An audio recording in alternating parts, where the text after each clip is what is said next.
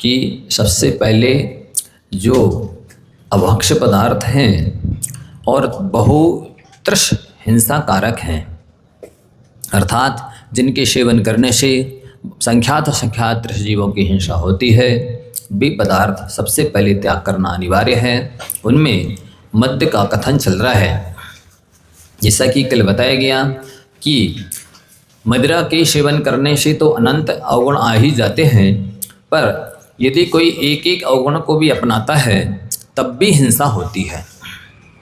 जैसे कि यदि कोई अभिमान करता है, किसी भी चीज़ का अभिमान करता है, तो वो हिंसक है। मतलब हिंसा करने में जितना पाप कर्म का बंध होता है, उतना ही पाप कर्म का बंध अहंकार करने से भी होता है। इसीलिए अपन सभी को यदि अहिंसा का पालन करना है तो अभिमान से भी बचना होगा। उसी प्रकार से दूसरे नंबर पर बताया गया है कि यदि कोई भयभीत होता है तो उसे भी हिंसा के बराबर ही पाप लगता है। अब आप प्रश्न कर सकते हैं कि महाराज जी, यदि भयभीत होने से पाप कर्म का बंध होता है तब तो हमें किसी भी चीज़ से नहीं डरना चाहिए, नरक में जाने से भी नहीं डरना चाहिए, क्योंकि भय तो भय है। पाप कर्म के बंध से भी नहीं डरना चाहिए, है ना, जो कि शास्त्र में खुद ही कहा गया है कि नरक में जाने से डरना चाहिए, पाप कर्म से डरना चाहिए, गलत काम करने से डरना चाहिए। तो आपको यहाँ ये समझना है कि जिनसे पाप कर्म का बंध होता है वैसे भय नहीं करना है। आप नरक में जाने से डरेंगे तो पाप कर्म थोड़ी बनेगा, पुण्य कर्म बनेगा। आप पाप करने से डरेंगे, व्यसन करने से डरेंगे, अपयश से डरेंगे, तो इससे तो पुण्य का बंध होगा। तो जिस भय के करने से पाप का बंध होता है वो भय नहीं करना है। इसी प्रकार से जुगुप्सा यानी घृणा, गिलानी, नफरत, ये यदि कोई करता है तो वो किसी से भी करे, पाप का बंध होगा। तब फिर आप पुनः प्रश्न करेंगे, क्या हमें मलमूत्र से भी घृणा नहीं करनी चाहिए? क्या हम जो शरीर के मल हैं अपने शरीर में हों या बाहर जमीन में पड़े हुए या किसी के दूसरे के मल मूत्र हों, उनसे हम गिलानी नहीं करें, शुद्धि नहीं करें, सफाई नहीं करें? नहीं, ये नहीं कहा जा रहा है। सफाई शुद्धि तो करनी है, मलमूत्र से परहेज तो रखना है, लेकिन घृणा नहीं करना है, क्योंकि वो भी एक पदार्थ है, पुद्गल का पदार्थ है। उसको तो अच्छे अच्छे जो व्यंजन आइटम थे इस शरीर के संपर्क में आने से वो मलमूत्र रूप परिणमन कर गए हैं, इसलिए उनकी सफाई शुद्धि तो रखनी है, लेकिन अंदर में गिलानी, घृणा नहीं रखना है। ये विभाव है, ये विकार है, ये हमें पाप कर्म का बंध कराता है। इसी तरह से हास्य से यदि कोई करता है, हंसता है, तो उससे भी पाप कर्म का बंध होता है। लेकिन यदि अच्छी यानी गुणवानों को, अच्छी चीज़ों को देख करके, देवशास्त्र को देख करके यदि आपको हर्ष होता है, प्रसन्नता होती है, तो उससे पाप का बंध नहीं होता। वैसी हंसी तो हंस सकते हैं आप, गुणवान को देखकर, गुणों को देखकर, अच्छी चीज़ों को देखकर प्रसन्नता जाहिर कर सकते हैं, मुस्कुराहट होनी चाहिए, इससे पाप का बंध नहीं होगा। किसी की बेइज्जती करने के लिए, फजीती करने के लिए, नीचा दिखाने के लिए यदि हंसते हैं, अर्थात किसी की हंसी उड़ाते हैं, तो पाप कर्म का बंध होता है। गुणी और गुणवानों गुणों को देख करके मुस्कुराने से पाप का बंध नहीं होता है। इसी तरह आरती है। अब आप कहेंगे आरती करने से पाप कर्म का बंध होता है, आरती भी अपने आप में पाप है, तो हम किसी भी चीज़ से आरती नहीं करें, मतलब संसार शरीर भोगों से भी विरक्त नहीं होवे। नहीं, ये आरती तो होनी चाहिए। संसार शरीर भोगों संबंधी जो आरती कहें या विरक्ति कहें, ये तो होनी चाहिए। इससे पाप का बंध नहीं होगा, इससे तो पुण्य का बंध होगा। इसलिए इस तरह की आरती तो चलेगी। लेकिन जो एक नफरत रूप होती है, एक कहना चाहिए द्वेष रूप जो आरती होती है, अनिष्ट संयोग नाम का जो आर्थ ध्यान संबंधी जो आरती होती है, इष्ट वियोग संबंधी जो आरती होती है, वो आरती पाप कर्म का बंध कराती है। उसमें भी अब मान लो गुरुजनों का वियोग हो रहा है, हमारे गुणवानों का, जो हमारे हित चिंतक शुभ चिंतक हैं, उनसे यदि वियोग हो रहा है, उस समय आपको यदि आरती हो जाए, ये कहना चाहिए पीड़ा हो जाए, दुख हो जाए, तो उससे असत वेदनी का बंध नहीं होगा। उससे तो साता वेदनी कहीं बंद होगा, क्योंकि आपको गुणों की और गुणवानों की चाह है, इसलिए आपको अरति हो रही यार, शोक हो रहा है। तो उस समय उस शोक से आपको साता वेदनी बंधेगी, असाता नहीं बंधेगी। ये प्रसंग आपको सब जगह सुनने और समझने हैं। नहीं तो इसमें सुन लिया कि अभिमान करने से पाप का बंध होता है, भय से, जुगुप्सा से, हास्य से, अरति से, शोक से, काम से, इनसे पाप का बंध होता है, इसलिए कहीं भी नहीं करना ये चीजें। तो नहीं, ऐसे न लगा करके जिनके करने से पाप का बंध होता है विषय कषाय संबंधी, उनमें ये लगाना। बाकी यदि आप पाप कर्म से बचने के लिए ये सब चीजें करते हैं तो फिर वही पुण्य बंध कराने वाली हो जाती है। अंतर समझ में आ रहा है? आप लोग पूछ सकते हैं यदि क्लियर नहीं होता है कहीं तो। नहीं तो वही चीज से पाप भी बंधता है, वही से पुण्य भी बनता है। पाप का बंध कब होगा? जब आपका अभिप्राय खोटा होगा, जब आपका अभिप्राय विषय का पुष्टि करना होगा तो पाप का बंध होगा। और यदि धर्म ध्यान करने का लक्ष्य होगा, आपके अंदर दया है, करुणा है, और फिर ऐसे भाव हो रहे हैं, तो फिर आपको पुण्य बंध होगा। वही चीज पाप बंध भी कराती है और वही चीज पुण्य बंध भी कराती है, लेकिन अभिप्राय पर निर्भर करता है कि आपका लक्ष्य, आपका उद्देश्य क्या है, इंटेंशन क्या है, उसके अनुरूप कर्मबंध होता है।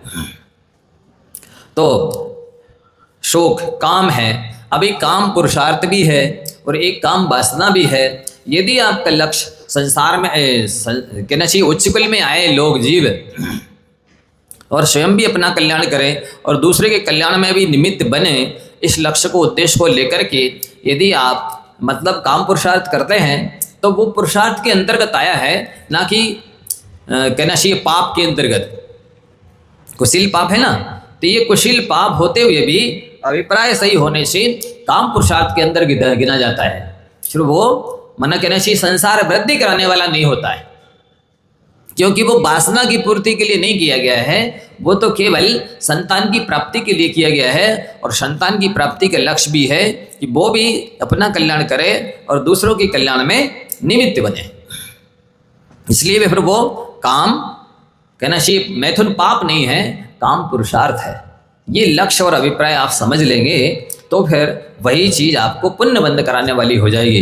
इसी तरह से कोपाद्या, क्रोध, मान, माया, लोभ, कोई भी कषाय करेंगे पाप का बंध होगा। लेकिन यदि जब गुरुजन, माता पिता बच्चों को संस्कारित करने के लिए थोड़ा ऊपर से क्रोध दिखाते हैं, अंदर में क्रोध को पाप ही समझते हैं, कषाय ही समझते हैं, संसार का कारण ही समझते हैं, लेकिन ऊपर से दिखाते हैं, तो उससे पुण्य बंध होता है, क्योंकि उनके सुधारने का लक्ष्य है, आगे बढ़ाने का लक्ष्य है, ऊपर उठाने का लक्ष्य है। इसलिए उसी चीज से पाप का बंध ना होकर पुण्य का बंध होता है।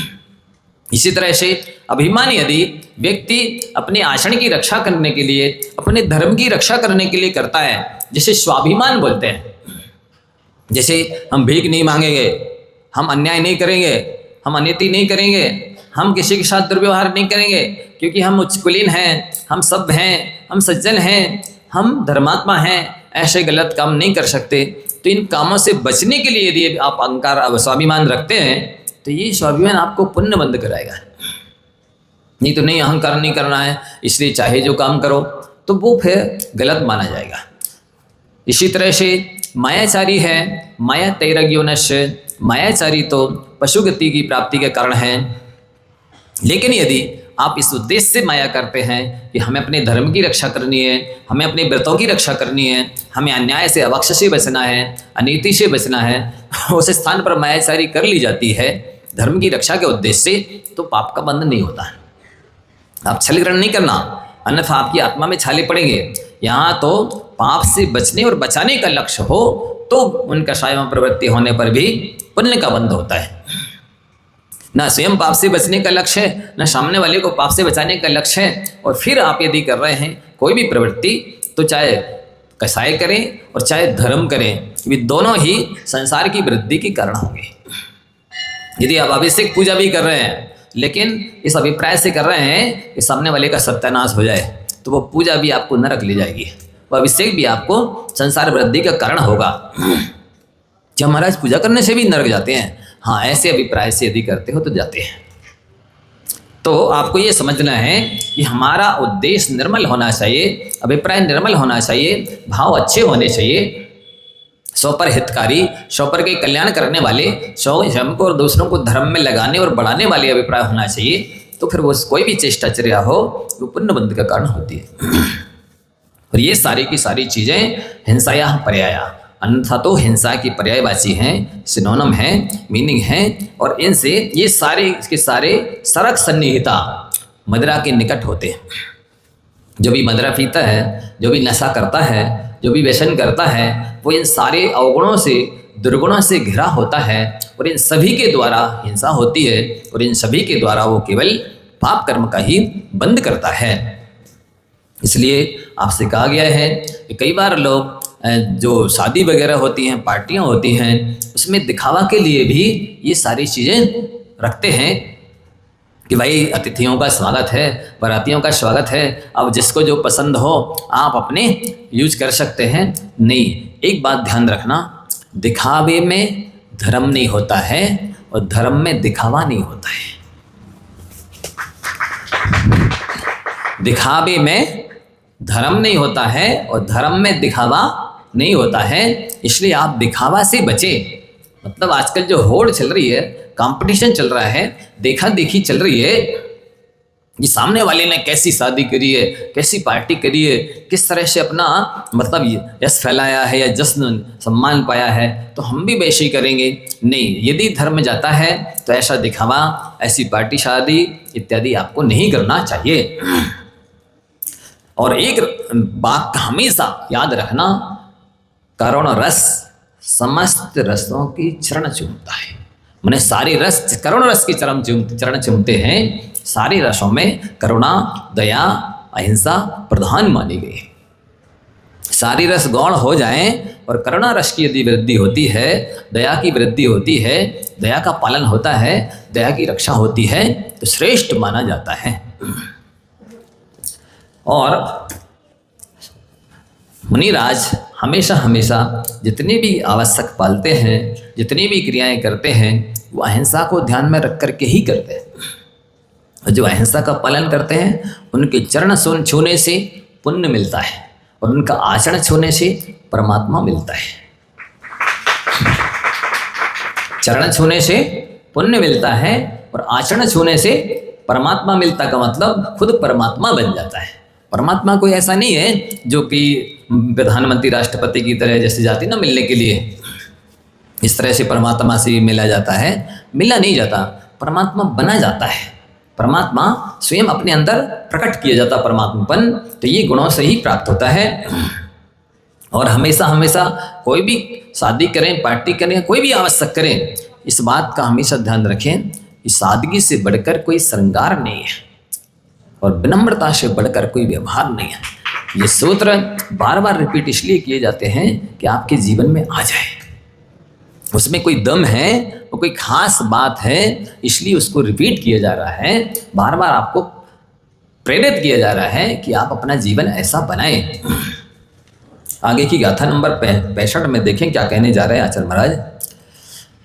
ना बिना प्राणी विघातान मांसस्योत्पत्तिरिष्यते यस्मात्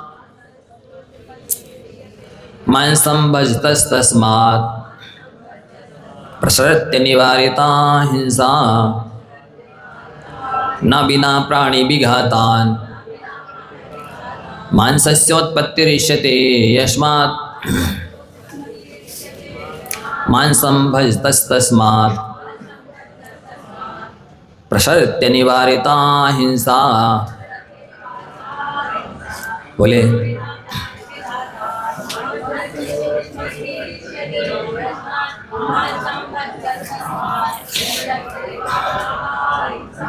अब कोई ये बोले कि अब दूसरा कौन सा व्यसन है, मद्य के वांस, दूसरा व्यसन है मांस, है ना। तो मांस कहाँ से आता है? किसी पेड़ से प्राप्त होता है, किसी फैक्ट्री से प्राप्त होता है, किसी पहाड़ से प्राप्त होता है, कि नदी में प्राप्त होता है, कहाँ पर प्राप्त होता है?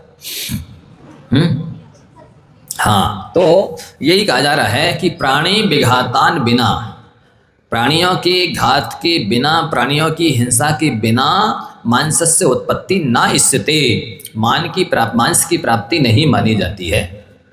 मांस की प्राप्ति जब भी होगी वो प्राणियों की हिंसा से ही होगी। इसलिए मांसम भजता, जो भी जीव मांस खाते हैं उनकी अनिवार्यता हिंसा प्रसरति, अनिवार्य रूप से हिंसा होती है, उनको हिंसा का पाप लगता है। और आजकल ट्रेनों वगैरह में, वाहनों में कई जगह उसको नाम बदल दिया गया है, जैसे बिरयानी लो, बिरयानी बिरयानी इत्यादि ट्रेनों पर चिल्लाते हैं। वो क्या है बिरयानी? वो दिख तो रहा है एक प्रकार का, जैसे पोहा है या कोई खाद्य सामग्री जैसी दिख रही है, चावल इत्यादि दिख रहा है, लेकिन उसमें अंडे हैं, मांस है, वो मिक्स किया गया है। बस वो नाम नहीं लेते उसका, और वो दिखता भी नहीं डायरेक्ट में, लेकिन इनडायरेक्ट में वो मांस ही है। तो कुछ ऐसे भी लोग हैं जो ये कहते हैं कि अंडा शाकाहारी है, लेकिन किसी भी व्यक्ति ने कहीं किसी वृक्ष में लगा देखा अंडा? बोलो, क्या जमीन के अंदर होता है जमीकंद जैसा, या कहाँ होता है जो शाकाहारी है? बोलो, वो तो किसी माँ का लाल है, किसी माँ के पेट से ही निकलता है, इसलिए वो भी मांसाहार के अंतर्गत आता है। अपन को मन, देखो दो चीजें हैं, एक मन से काम लेना और एक मन की बात मानना। दो लोग हैं, मन की करने वाले मझधार में रहते हैं और मन से करने वाले पार हो जाते हैं। मन की हमेशा करते हैं जो अनादिकाल से आज तक हम सब मझधार में हैं, तो उसकी वजह क्या है? हम मन की मानते हैं, मन की करते हैं, इसलिए संसार रूपी सागर में हैं। हम जिस दिन मन से काम लेने लगेंगे तो हम नियम से संसार रूपी सागर से पार हो जाएंगे। थोड़ी देर के लिए जो खाने का जो स्वाद है, लालच है, थोड़ी देर की, मान लो कोई भूख लग रही है, अब और कुछ दिख नहीं रहा है और कुछ मिल नहीं रहा है, चलो एक दिन खा लेते हैं। ये कई चीज़ें ऐसी होती हैं जो खाते ही साथ, कहते हैं ना, जीभ चटोरी हो जाती है, चट्टू पड़ जाती है, उसका स्वाद इस तरह से आकर्षित और प्रभावित करने लगता है कि कई बार एक ही बार यदि लिया है तो फिर आप कई दिनों तो कई बार तक खाएंगे, तब भी छोड़ नहीं पाएंगे। इसलिए जो अवक्ष है, अशुद्ध है, अमर्यादित है, उन चीज़ों को एक बार भी खाने का मन नहीं करना चाहिए। एक बार का किया हुआ पाप भी व्यक्ति को नरक ले जा सकता है। क्या कहा? एक बार का किया हुआ पाप भी व्यक्ति को नरक ले जा सकता है। बताओ, अच्छा रावण ने कितने बार पर स्त्री सेवन किया? बोलो, एक ही बार किया ना, वो भी सेवन नहीं किया, सीता का हरण मात्र किया। क्या किया? लेकिन कहाँ चला गया? नरक में। तो इसलिए अपन को एक बार भी पाप करने से बचना चाहिए। ये नहीं सोचना चाहिए कि चलो एक बार कर लेते हैं ये काम, बाद में छोड़ देंगे, त्याग कर देंगे या प्रायश्चित कर लेंगे। क्योंकि ऐसा होता है, एक बार भी जब पाप कर लेते हैं तो इस तरह से अपनी बुद्धि को दुर्बुद्धि में बदल देता है, फिर ना तो वो छोड़ने का मन करता है, ना प्रायश्चित मन करने का मन करता है। फिर तो दिनों दिन व्यक्ति उत्तरोत्तर उसी में आगे आगे बढ़ता चला जाता है। तो यहाँ कहा जा रहा है, एक वैराग्य भावना की बहुत अच्छी पंक्ति है, जिसे आप सभी को दोहराते रहना चाहिए, चिंतन मनन करते रहना चाहिए। चलते फिरते भी इस पंक्ति को गौर से चिंतन मनन करना चाहिए, विचार करना चाहिए। जो पांचों इंद्रिय के विषय हैं वे कैसे हैं? वज्र, अग्नि, विषसे, विषधर्षे, ये अधिक दुखदायी है। पांचों इंद्रियों के विषय के बारे में कहा गया है। कैसे हैं ये? वज्र की तरह। जैसे वज्र कैसे भी पहाड़ के ऊपर गिर जाए, उस पहाड़ को चूर चूर कर देता है। इस ऐसे भी खतरनाक है ये भोग। अग्नि जहाँ पर रखी होती है उस स्थान को भी जलाती है, उसमें जो कुछ भी ईंधन डाला जाता है उसे भी खाक कर देती है। इसी तरह से पाप के द्वारा लाखपति भी खाकपति हो जाता है। क्या हो जाता है? लाखपति भी खाकपति हो जाता है। तो वज्र, अग्नि, विष, विषधर माने शाम और विष, इन सभी से भी ये पांचों इंद्रियों के भोग अनंत गुने अहितकारक हैं, क्योंकि इन सब चीज़ों से तो केवल एक जीवन समाप्त होता है, लेकिन पांच इंद्रियों के भोगों से अनंत भोग बिगड़ जाते हैं। अनंत काल के लिए जीव दुखी हो जाता है। इसलिए हमेशा हमेशा अपने अहिंसा का ध्यान रखना चाहिए। ये एक ज्ञानार्णव में आचार्य शुभचंद्र महाराज जी ने बहुत बड़ी बात कही है कि एक अहिंसा ही इस जीव को मोक्ष दे सकती है निर्माण प्राप्त करा सकती है, संसार के सारे सुख दे सकती है। और अहिंसा नहीं है, बाकी और जितने भी तप हैं, संयम है, ज्ञान है, वो इस जीव को उतना सुखी नहीं करेगा जितना अहिंसा सुखी करेगी। जैसे हमेशा हमेशा सारे आचरण में, सारी प्रवृत्तियों में अहिंसा का ख्याल रखना चाहिए। आगे कहते हैं गाथा नंबर 66 में, ध्यान से देखें। यद्यपि किल भवति मांसम स्वयमेव मृतस्य महेश वर्षे भादे तत्रापि भवति हिंसा तदाश्रित निगोति निर्मथनात्।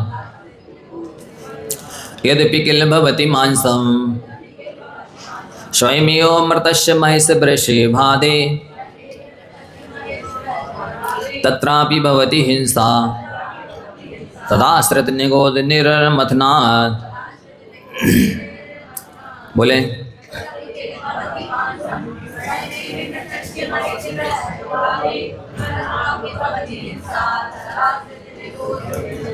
अब कोई ये तर्क कर सकता है कि आपने कहा कि जीवों को मारना हिंसा कहलाती है, हिंसा सबसे बड़ा पाप है।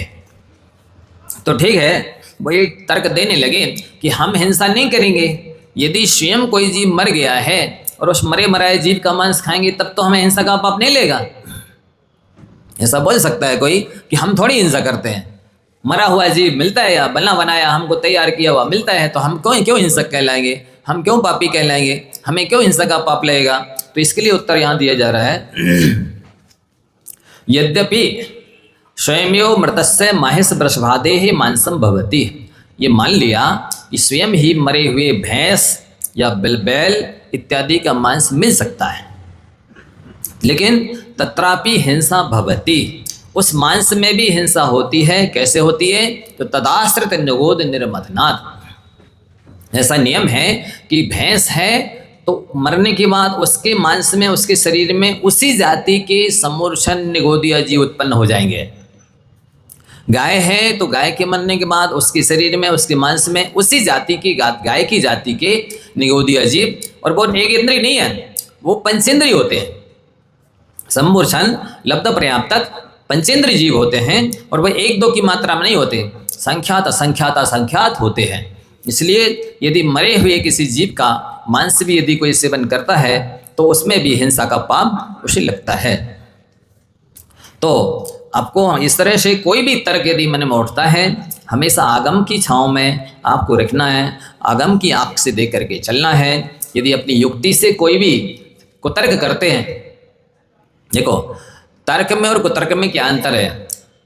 तर्क जो होता है वो आगम की सिद्धि करता है, आगम का पोषण करता है, और कुतर्क जो होता है वो आगम को खंडित करता है, आगम के विपरीत जाता है। जैसे मान लो कोई ये बोले कि जिससे कोई भी चीज़ पकती है तो वो गिरती है। आम पके तो क्या होगा? गिर जाएगा। अमरूद पके तो क्या होगा? गिर जाएगा। प्रायः जो फल होते हैं पक जाते हैं तो गिरते कि नहीं? तो कान पिकता है तो क्यों नहीं गिरता? कोई ऐसा तर्क कर सकता है ना कि कान पकता है तो वो भी गिरना चाहिए, जब जो भी चीज़ पकती है तो गिरती है। तो नहीं, ऐसा कोई नियम नहीं है, ये तर्क नहीं है, ये कुतर्क है। क्या है ये तर्क नहीं, कुतर्क है। ऐसा कुतर्क कहीं भी किसी भी विषय में नहीं करना चाहिए कि जिससे आगम में से बाधा आए, आगम खंडित हो और अपने विषय कसाय की पुष्टि हो। ऐसा कुतर्क नहीं करना चाहिए। आगम की सिद्धि करने के लिए तर्क करना चाहिए। देखो, एक तो होते हैं मन के दास। संसार में प्राणी कैसे होते हैं? एक जो मन के दास होते हैं और एक वो होते हैं जो मन को उदास बना लेते हैं। क्या करते हैं?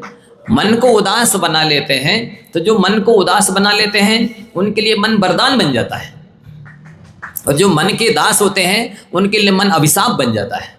प्रायः करके जितने भी मनुष्य हैं, पंचेंद्रिय प्राणी हैं, उनको ये मन वरदान के रूप में मिला था, लेकिन वो उसे विषय कषाय में लगा करके अभिशाप बना लेते हैं।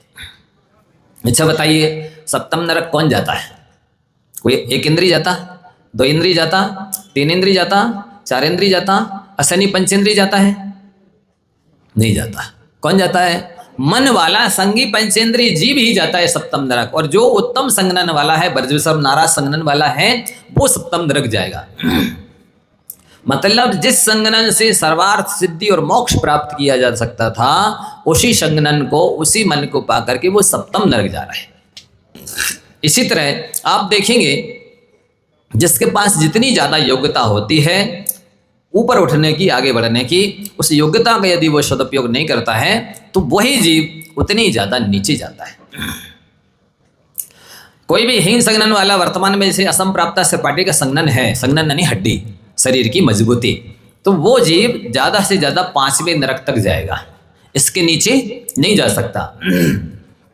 स्वर्ग में भी जाएगा तो ज़्यादा से ज़्यादा इस 6वें संगनन के माध्यम से 8वें स्वर्ग तक जाएगा, इसके ऊपर नहीं जा सकता।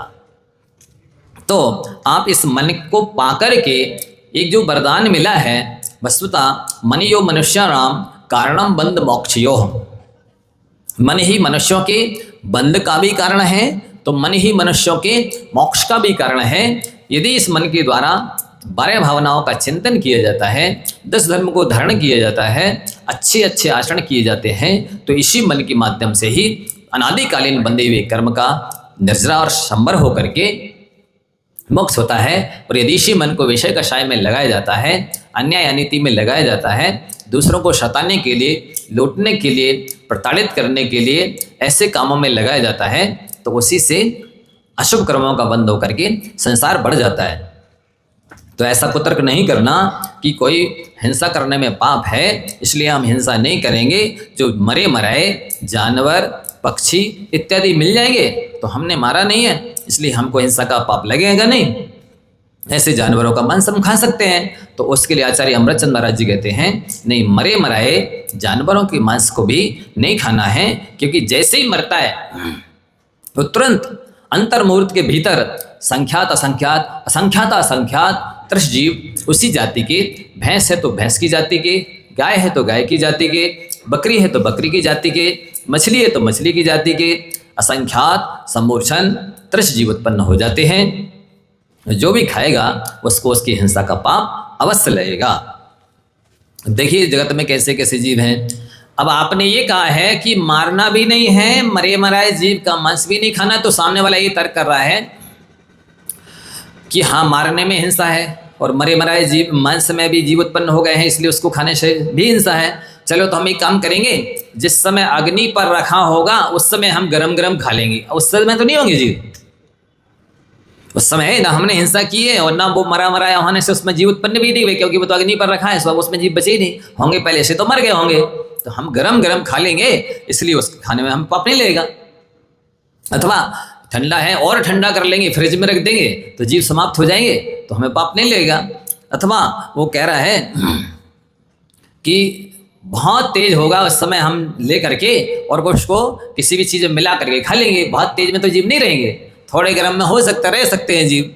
तो उन सब शंकाओं का समाधान अगली गाथा में किया जा रहा है। आमास्वपि पक्वासपि विपच्यमानासु मांसपेशीषु शातत्तेनोत्पादस् तज्जातीनां निगोतानाम् आमास्वपि पक्वास्वपि विपच्यमानासु मांसपेशीषु शातत्तेनोत्पादस् तज्जातीनां निगोतानाम्।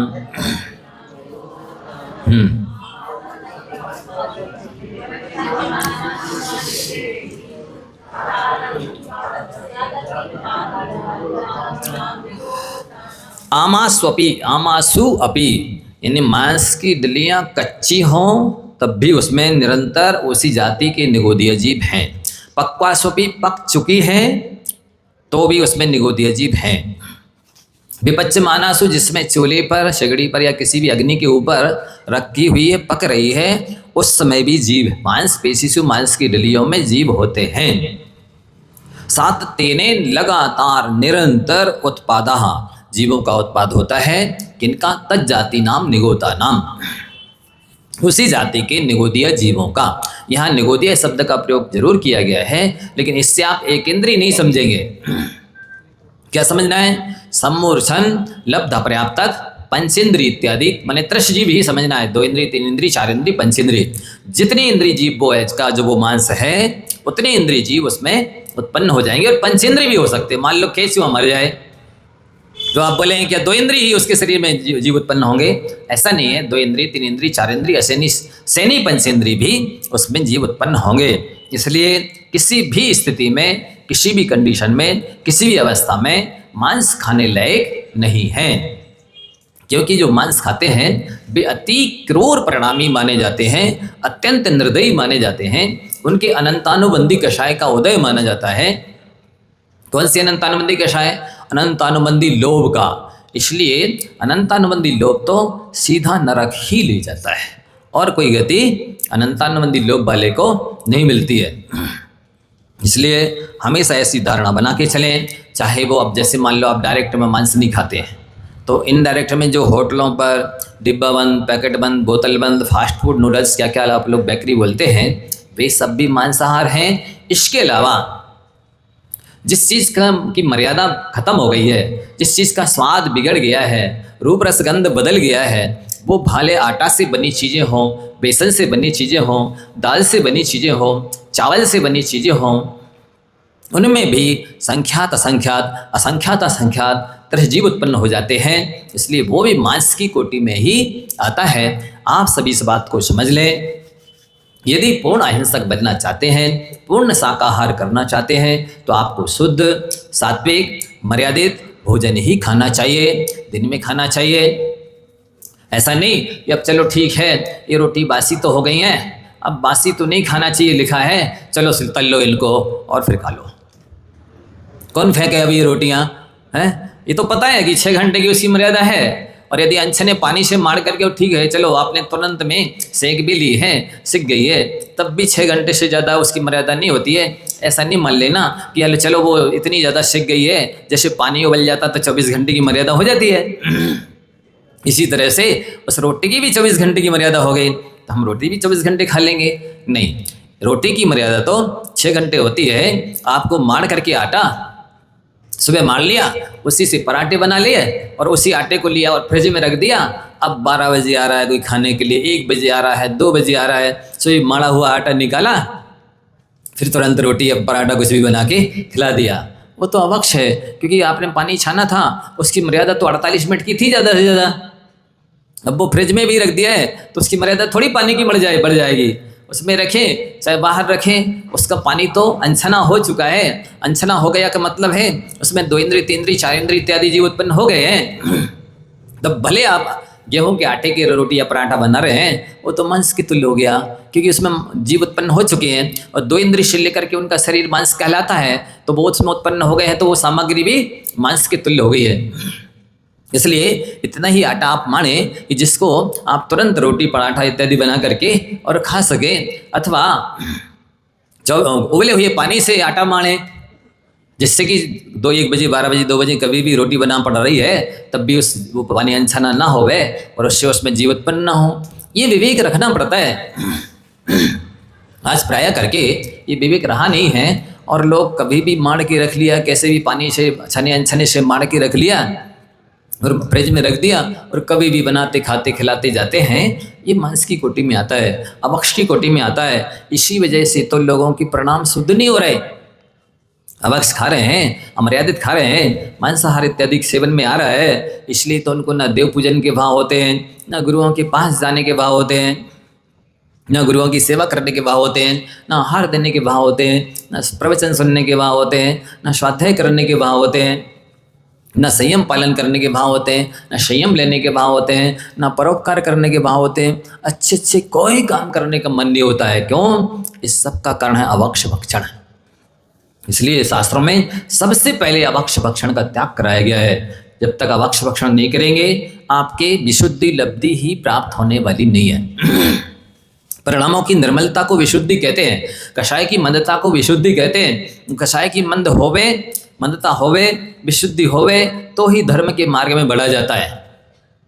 तीव्र कषाई व्यक्ति धर्म के क्षेत्र में नहीं बढ़ सकता, यहाँ तक कि पुण्यबंध भी नहीं कर सकता। धर्म तो कहलाते सम्यक दर्शन ज्ञान चारित्र, धर्म तो कहलाते उत्तम क्षमा आदि 10 धर्म। ये तो जीवन में आना दूर की बात रही। तीव्र कषाई व्यक्ति जो हैं, उग्र स्वभाव वाले, खरे नेचर वाले, तेज स्वभाव वाले, सूरज की प्रकृति वाले, अग्नि की प्रकृति वाले, अस्त्र शस्त्र की प्रकृति वाले जो लोग हैं भी तो पुण्यबंध भी नहीं कर सकते हैं। सम्यक दर्शन ज्ञान चारित्र आदि की प्राप्ति होना, क्षमा आदि धर्मों की प्राप्ति होना तो बहुत दूर की बात है। इसलिए आपको अपनी ये सारी चीज़ें काललब्धि पर निर्भर नहीं करती हैं कि अरे वो काललब्धि आएगी तब हमारी कषाएं अपने आप बंद हो जाएंगी, हमें धर्म की प्राप्ति अपने आप हो जाएगी। ऐसा नहीं है, आपका भाग्य निश्चित नहीं है। लिख लो ये वाक्य, आपका भाग्य निश्चित नहीं है कि नहीं भाग्य में जो जो जैसा जैसा लिखा होगा वैसा वैसा तो होना ही है, हम क्या कर सकते हैं। नहीं, आप अपने पुरुषार्थ से अपना भाग्य बनाते हैं, आप अपने पुरुषार्थ से अपना भविष्य बनाते हैं, आप अपने पुरुषार्थ से ही आगे आगे अपने भाग्य को सुधारते जाते हैं। क्या है जो रेखाएं लिखी हैं, भाग्य जो लिखा हुआ है वो ऐसा टंकोत्कीर्ण नहीं है कि जैसे पत्थर के ऊपर कोई चीज़ उकेर दी जाती है, अब स्थायी हो गई, अब नहीं मिटेगी। इस तरह का भाग्य नहीं है। ये भाग्य तो यदि आप परिणाम संक्लिष्ट करते हैं, कषाय तीव्र बढ़ाते हैं तो और बड़ा होता जाता है, और यदि अपने परिणामों को निर्मल बनाते हैं, अपनी कषायों को मंद करते हैं, सत कार्य करके अपने परिणामों को और उज्जवल बनाते जाते हैं तो वो भाग्य सुधरता चला जाता है, अच्छा बनता जाता है, उज्जवल होता जाता है। अरे एक बात देखो, कई लोग कहते हैं वकील साहब कहते हैं भगवान को नहीं छूना चाहिए, ध्यान देना, क्यों नहीं छूना चाहिए, क्यों नहीं छूना चाहिए बताओ, बोलो ना, मना क्यों करते, क्यों नहीं छूना चाहिए। कहाँ लिखा है ये? नहीं, हमने नहीं बताया, हमारा नाम नहीं लेना। सुनो, हम तो ये कहना चाहते हैं जब आपने नहाया है, शुद्धि के वस्त्र पहने हैं, हाथ धो लिए हैं, अब अशुद्धि तो रही नहीं, मान लो 1 बार 2 बार 3 बार छू करके माथे से लगा लिया, इससे तो अच्छा समाप्त होने वाला है नहीं, प्रतिमा शुद्ध होने वाली है नहीं। और यदि ऐसा होने लगे तो भक्तामर जी का जो काव्य है ना, कौन सा, उद्भूत भीषण जलोदर भार भुगना शोचाम दशाम उपगताश्चित जीवितासा तुदपाद पंकज रजोमृत दिग्ध देहा मर्त्या भवंती मकर द्विज तुल्य रूपा। अब आप चरण छूने देंगे ही नहीं तो उनकी चरण रज से उसका शरीर कामदेव के समान कैसे हो जाएगा, बताइए। लिखा कि नहीं कि आपके चरणों की चरण रज लगाने से मनुष्य कामदेव की समान सुंदर हो जाते हैं। अब आप लगाने नहीं दे रहे, कह रहे से खत्म हो जाएगा, प्रतिमा शुद्ध हो जाएगी, वो चरण रज निकालते हैं। कैसे नहीं तो अच्छी बात है, कोई बात नहीं, लेकिन चरण रज लेंगे लगाएंगे तभी तो ये आचार्य मानतंग महाराज जी का ये काव्य सार्थक होगा। आप छूने नहीं देंगे, लगाने ही नहीं देंगे तो कैसे कामदेव जैसा वो बनेगा, उसका रोग कैसे शोक दूर होगा। अब बताइए, कोई तर्क वितर्क कुछ है आपके पास, को तर्क शंका है? छूने से विशुद्धि आ जाती है, नहीं समझे। ये लकीर है, उनकी चरण रज लगाओगे ना तो जो अशुभ कर्म सब मिट जाएंगे और शुभ लिख जाएंगे। लगाते हो ही नहीं, विशुद्धि नहीं होती है, विशुद्धि प्राप्त करने की कोशिश ही नहीं करते हैं।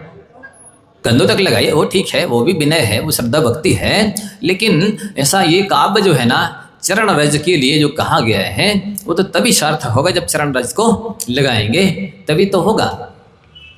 इसलिए ऐसा कहीं नहीं लिखा है कि अतिशय समाप्त होता है कि अशुद्धि होती है। तुम तो सहज पवित्र यही निश्चय ठहो और तुम पवित्रता हेत नहीं मंजन ठयो। हे भगवान, आप तो सहज पवित्र हैं, आपकी पवित्रता के लिए मैं अभिषेक नहीं कर रहा हूँ। मैं मलिन रागादिक मलते होए रहो, मैं मलिन हो रहा हूँ। सुनो संग करने वाले क्या लिख रहे हैं उसमें अभिषेक पाठ में, मैं मलिन रागादिक मलते होए रहो, मैं मलिन हूँ और आपके अभिषेक पूजा करने से, चरण स्पर्श करने से मेरी मलिनता दूर हो जाएगी। द्रव्य कर्म भाव कर्म नौ कर्म से भी रहित हो जाऊंगा मैं। इसलिए मैं आपका ये अभिषेक पूजा और चरण स्पर्श इत्यादि कर रहा हूँ। इसलिए हाँ, विवेक तो रखना चाहिए, पसीना आदि गिर रहा है, आ रहा है तो प्रतिमा में पसीना ना लगे, इस तरह की अशुद्धि ना हो, विनय ना हो, वो विवेक तो रखना चाहिए। मर्यादा तो हर जगह अच्छी रहती है, विवेक तो हर जगह अच्छा माना जाता है। शुद्धि और विशुद्धि तो सब जगह आवश्यक होती है, उसके लिए हम नहीं कह रहे। लेकिन हद से खत्म हो जाएगा ये बात तो गले कहीं से कहीं तक उतर नहीं रही है। और आप देख लीजिए कोई टानिक वगैरह हो किसी तरह उतर जाए तो ठीक है। तो आगे कह रहे हैं कि यहाँ पर किसी भी स्थिति में अशुद्ध अवक्ष अमर्यादित वस्तु खाने लायक नहीं है। मांस को कच्चा हो, पक्का हो, पक रहा हो, कैसी भी स्थिति में हो, हमेशा हमेशा उसमें उसी जाति के निगोदिया, सम्मूर्छन, लब्ध अपर्याप्तक जीव उत्पन्न होते रहते हैं। और ये गारंटी पक्का है, शास्त्रीय प्रमाण है कि जब तक आप कोई भी अशुद्ध अवक्ष अमर्यादित वस्तु खाते रहेंगे आपकी बुद्धि शुद्धि हो ही नहीं सकती।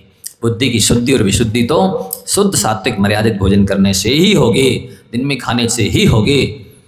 आप जो कुछ खाते रहें, अपने पेट को नगर पालिका का कचरा घर बनाए, अपने मुंह को लेटर बक्स बनाए और कहें हम तो अपवित्र हैं, या कोई ऐसा कहते हैं कि हम तो निशुद्ध हैं, सभ्य शुद्ध शुद्ध नया निश्चय ऐसे सारे जीव सिद्धों की तरह शुद्ध हैं, सो हम शुद्ध हैं, कुछ ऐसा कहते हैं और कुछ कहते हैं हम तो शुद्ध रहते नहीं हैं।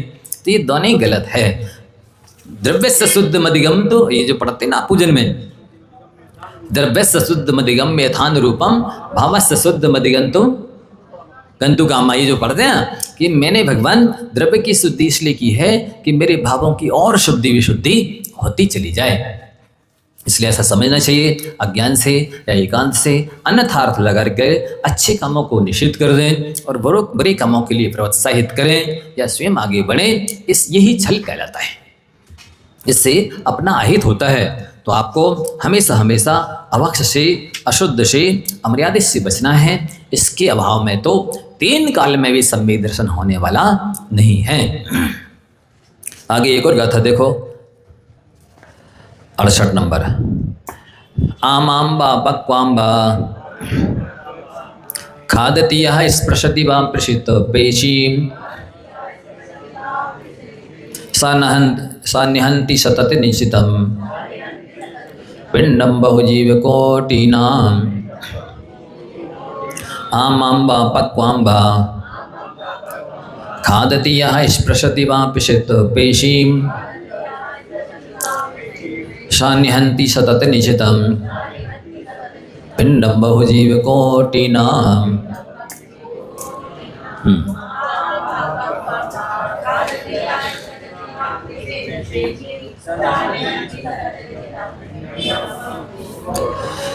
अब बताते हैं कि मांस चाहे कच्चा हो, आमाम माने कच्ची, अथवा बावने अथवा पक्वाम बाने अग्नि में पकी हुई, पिसित पेशी माने मांस की डली। मांस की डली से मतलब इसमें अंडा इत्यादि सब आ जाते हैं। और आपको पहले भी बताया कि आटे की, गेहूँ, चावल इत्यादि की भी कोई चीज़ है और यदि वो मर्यादा के बाहर है और उससे आप बना रहे हैं कोई भी व्यंजन आइटम, तो उसमें भी सारे जीव पहले जो उत्पन्न हो गए मर जाएंगे और पुनः उसमें उत्पन्न हो जाएंगे, तो वो भी मांस की तुल्य है। सतत निश्चितम, लगातार उसमें उत्पन्न होते ही रहते हैं। ऐसा कोई समय नहीं है कि जिस समय अशुद्ध, अमर्यादित, अवक्ष वस्तु में मांस इत्यादि में जीव उत्पन्न ना होते हों। हर समय उत्पन्न होते वाले बहुजीव कोटि नाम, अनंत कोटि जीवों की हिंसा उसके छूने मात्र से हो जाती है। इसीलिए तो जो मांस के बने बेल्ट वगैरह, चमड़े के बेल्ट हैं, जूते चप्पल हैं, पर्स हैं, मनी बैग हैं और बड़े कोई भी आइटम जो होते हैं वो नहीं पहनने चाहिए, नहीं रखने चाहिए, नहीं खरीदने चाहिए। कई लोग कहते हैं कि उसकी जो कुछ ऐसे साधु होते हैं जो व्याघ्र इत्यादि के चमड़े पर बैठते हैं, तो वो भी उचित नहीं है अहिंसा धर्म के पालक के लिए, अहिंसा धर्म की रक्षा करने के लिए। क्योंकि वो मांस से भले चमड़ा सूख गया है, लेकिन सूखा होने पर भी उसमें जीव तो उत्पन्न होते ही रहते हैं। कितनी धूप में सुखा दें आप, कैसे भी स्थिति में उसको कोट पीट दें, आकार प्रकार दे दें या उसमें कोई लेमिनेशन कर दें, इसके बाद भी जीवों की उत्पत्ति को नहीं रोका जा सकता है। इसलिए मांस, चमड़े इत्यादि से बने जो भी कोई बैठने के आसन हैं, पहनने के कपड़े हैं या और कोई बेल्ट हैं या पर्स हैं या और भी अनेक तरह की चीज़ें बनने लगी आजकल, वे सभी चीज़ें छूने मात्र से अनंत कोटि जीवों की हिंसा हो जाती है। इसलिए उन्हें अपने पास नहीं रखना चाहिए। और जितनी कई चीज़ें ऐसी खाने वाली बनने लगी हैं जिसकी लगता ऐसा है कि वो मांसाहार नहीं है, उनको इस तरह से केमिकल, रसायन और ऐसा लेमिनेशन या उसको इस तरह से मसाले इत्यादि मिला करके तैयार की जाने लगी हैं चीज़ें। उन सब से आपको बचना चाहिए। इन सब के बायोडाटा देखना चाहिए। आप मोबाइल रखते हैं लेकिन उससे अहिंसा की रक्षा करने के लिए तो देखते नहीं हैं, विषय कसाय की वृद्धि करने के लिए मोबाइल इत्यादि का प्रयोग करते हैं तो कई गुना ज़्यादा अहित होता है उन सब से। यदि आप सच्चे मायने में आज के ज़माने में विश्वास करने लायक कोई रह नहीं गया। कई लोग कहते हैं वो जैनी है या वो कोई मतलब बनाने वाला जो होटल दुकान इत्यादि चलाते हैं, उनका पर्पस केवल व्यापार करना होता है, नफ़ा प्राप्त करना होता है। अहिंसा की दृष्टि प्रायः लोगों की कम रह गई है। यदि आप अहिंसा का पालन करना चाहते हैं तो बाजार का बना डिब्बा बंद, पैकेट बंद, बोतल बंद, चाहे वो विदेशी हो या अपने देश में या मोहल्ले में बन रहा हो, जैनी भाई बना रहा हो, कि विश्वास नहीं करना। व्यापार तो व्यापार होता है, उसमें हर अशुद्ध वक्ष हमारे वस्तु टेस्ट के लिए अच्छा स्वाद बन जाए, अच्छा रंग दिखने लगे, अच्छी खुशबू आने लगे, अच्छा खाना माने उसकी आवाज़ अच्छी हो इत्यादि के लिए। जबकि कपड़ों में ये मटन टेलो इत्यादि लगाया जाता है, तब कि इनकी कारखानों में इनकी बुनाई इत्यादि होती है। यदि वो मांस का जो है मटन टेलो ना लगाया जाए तो वो धागा कड़ा नहीं होता है, टूट जाता है। इसीलिए तो कहते हैं कि आप जो है हथकरघा इत्यादि के सूती कपड़े पहने, क्योंकि ये फनाफन दिखने वाले रंगे बिरंगे कपड़े कैसे बने हैं आपको नहीं पता। इसमें कितने जीवों का वो मटन टेलो इत्यादि लग करके घात हो चुका है, हिंसा हो चुकी है। और इस अपेक्षा से आप ये वस्त्र पहनेंगे, आहार देंगे तो शुद्धि के कहलाएंगे आप। हमारा जी हम तो बोल देंगे मन शुद्धि वचन शुद्धि काय शुद्धि, काय की शुद्धि है, हो जाएगी शुद्धि। अशुद्ध कपड़े पहनकर आहार देते हैं, अशुद्ध कपड़े पहनकर अभिषेक पूजा करते हैं, वही अशुद्ध कपड़ों के ऊपर रोटी बनाकर रख लेते हैं और कोई आइटम लपेट देते हैं। अब कहाँ शुद्ध रही, कहाँ सोलह रहा, कहाँ मर्यादा रही, कहाँ विशुद्धि रही, कहाँ कषाय की मंदता रही और कहाँ नवदा भक्ति है, कहाँ दाता के 7 गुण हैं। ऐसे में कितना क्या होगा, पुण्य बंधेगा कि पाप बंधेगा, आपसे सब विचार करना है। विवेक रख कर के काम करेंगे, अहिंसा को ध्यान में रख कर के काम करेंगे, तभी आपका और सामने वाले का भला होगा। अन्यथा आप मात्र बोल करके शुद्धि खिला देंगे किसी साधु संत को, उनको भी शुद्धि बढ़ेगी, उनका ध्यान में मन लगेगा, अध्ययन करने में मन लगेगा, स्वयं का कल्याण और पर का कल्याण करने का भाव मन में आएगा। जब आप अशुद्ध वक्ष अमर्यादित खिला रहे हैं, इसका मतलब है आप उनका भी मोक्ष मार्ग बिगाड़ रहे हैं और स्वयं का भी मोक्ष मार्ग बिगाड़ रहे हैं। तो इन सब चीज़ों का ध्यान रखें और केवल विज्ञापन ना करें। क्या कहा? विज्ञापन ना करें, जीवन में उसका अच्छे से ज्ञापन करें, जानकारी करें। विज्ञापन वे करते हैं जिनको अपने धर्म पर, अपनी साधना पर विश्वास नहीं होता है। विज्ञापन कौन करता है? जिसको अपने धर्म पर, अपनी साधना पर, अपनी श्रद्धा पर, अपनी भक्ति पर विश्वास नहीं होता है, वे लोग विज्ञापन करते हैं। और जो सच्चे धर्मात्मा होते हैं वे मौन में विश्वास करते हैं, गुप्त साधना में विश्वास करते हैं। वे कहना चाहिए एडवर्टाइजमेंट ना करके और अपनी विशुद्धि को बढ़ाने में विश्वास करते हैं। और आगे बहुत सारी बातें आपसे करनी है, समय रहते की जाएंगे। इस विषय में और भी कोई शंका हो तो आप सभी पूछ सकते हैं।